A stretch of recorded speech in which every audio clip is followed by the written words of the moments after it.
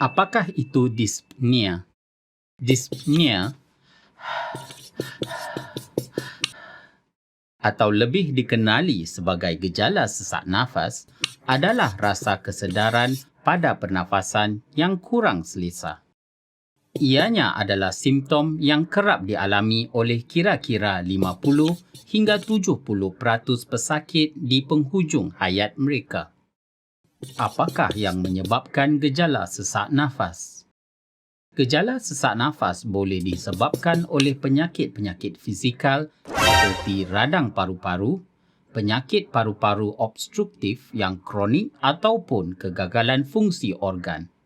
Ia juga boleh disebabkan isu-isu psikologi seperti kebimbangan, ketakutan atau kemurungan. Ianya adalah penting untuk mengetahui bagaimana gejala sesak nafas tersebut akan mengganggu kesejahteraan fizikal, psikologi dan sosial pesakit. Gejala sesak nafas juga mungkin mengganggu pergerakan pesakit dan kemampuannya untuk melakukan kegiatan-kegiatan kehidupan seharian atau dikenali sebagai Activity of Daily Living, ADL. Sebagai contoh, pesakit mungkin perlu kerap berhenti untuk berehat semasa berjalan. Gejala sesak nafas ini juga boleh menyebabkan kebimbangan berpanjangan dan kemurungan yang menyebabkan pengasingan diri dari masyarakat. Anda mungkin bertanya, bagaimana kita dapat menilai tahap gejala sesak nafas tersebut? Sebaik-baiknya, seseorang pesakit sendiri dapat melaporkan tahap gejala sesak nafas yang dialaminya kerana ianya adalah suatu simptom yang subjektif.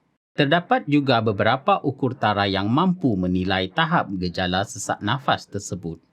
Jangan risau, pada hari ini kita akan hanya membincangkan salah satu ukur tara yang termudah, iaitu skala penilaian berangka.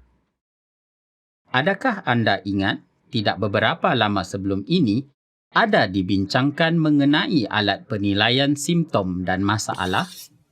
Ianya berlaku semasa kita mendaki Bukit Timah. Lantas, pesakit harus menilai tahap sesak nafas menurut skala 0, tiada sesak nafas, ke 10, sesak nafas yang teramat teruk. Namun, jika pesakit masih tidak mampu mengutarakan tahap keruncingan gejala sesak nafasnya, kita boleh menggunakan skala pemerhatian kesusahan pernafasan, Respiratory Distress Observation Scale atau RDOS. Komponen-komponen RDOS adalah seperti berikut. Kadar degupan jantung dalam masa seminit. Kadar pernafasan dalam masa seminit. Kadar kegelisahan di mana pesakit bergerak-gerak tanpa tujuan. Cara pernafasan yang tidak seperti biasa, seperti perut pesakit yang termasuk apabila menarik nafas. Kegunaan otot-otot sampingan ketika bernafas. Bunyi merengus apabila pesakit menghembuskan nafasnya. Pelebaran rongga hidung ketika pesakit bernafas. Kelihatan cemas. Sekarang, mari kita lihat bagaimana kita boleh menguruskan pesakit yang mengalami gejala sesak nafas. Terdapat pendekatan menggunakan pengubatan dan tanpa menggunakan pengubatan dalam menangani gejala sesak nafas ini. Antara pendekatan tanpa pengubatan yang boleh kita ambil adalah mengubah kegiatan harian untuk membantu pesakit menjimat tenaga, seperti mandi secara duduk menggunakan kerusi berbanding dengan mandi secara berdiri. Mengubah keadaan persekitaran pesakit, seperti membantu pesakit duduk tegak dengan sokongan bantal-bantal yang empuk atau menyediakan kipas angin untuk mengurangkan rasa sesak nafas.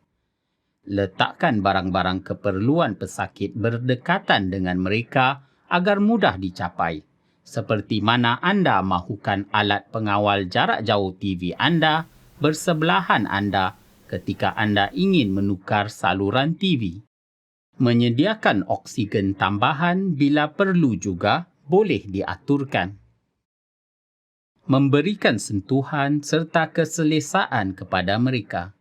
Beralih kepada pendekatan menggunakan pengubatan pula, ianya terdapat dua matlamat rawatan. Pertamanya adalah untuk mencari penyebab yang boleh diperbaiki dan merawat masalah-masalah pokok seperti memberikan ubat antibiotik bagi jangkitan paru-paru. Keduanya adalah untuk mengurangkan gejala sesak nafas dengan menggunakan opioid seperti morfin dan fentanyl bersamaan atau tanpa benzodiazepine.